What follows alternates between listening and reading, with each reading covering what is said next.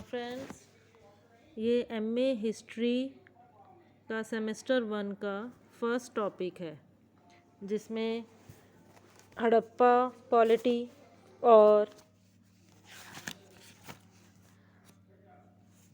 Early वैदिक polity है। तो इसमें मेन 2 क्वेश्चन बनते हैं, एक हड़प्पा पॉलिटी के बारे में, एक अर्ली वैदिक पॉलिटी के बारे में। तो मैंने इसमें फर्स्ट क्वेश्चन के नोट्स बनाए हैं हड़प्पा पॉलिटी के बारे में। जैसे कि आपको पता ही है कि अभी लॉकडाउन चल रहा है, कॉलेजेस बंद है, तो बच्चों को अपने नोट्स बनाने में मुश्किल आ रही है। इसलिए मैंने अभी ये सेमेस्टर 1 का फर्स्ट नोट्स बना के हड़प्पा पॉलिटी के आपके साथ शेयर किए हैं।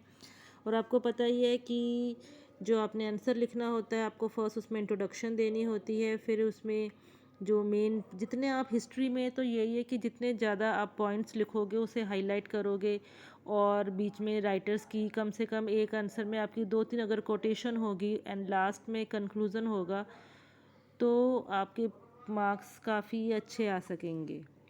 तो इसके लिए मैंने आज ये फर्स्ट हड़प्पा पॉलिटी पे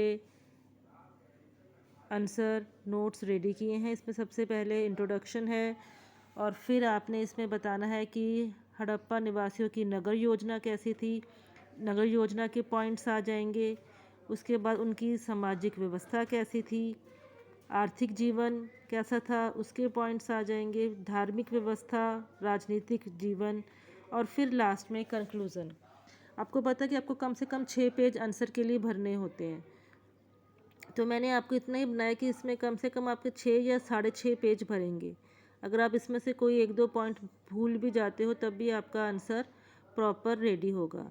तो अगर आपको ये आंसर पसंद आता है तो आप इसको लाइक कर सकते हैं, और फिर मैं उसके अकॉर्डिंग ही आपको जो नेक्स्ट है अर्ली वैदिक पॉलिटी, उसका भी बना के दूंगी। और आप मेरे चैनल को सब्सक्राइब कर सकते हैं।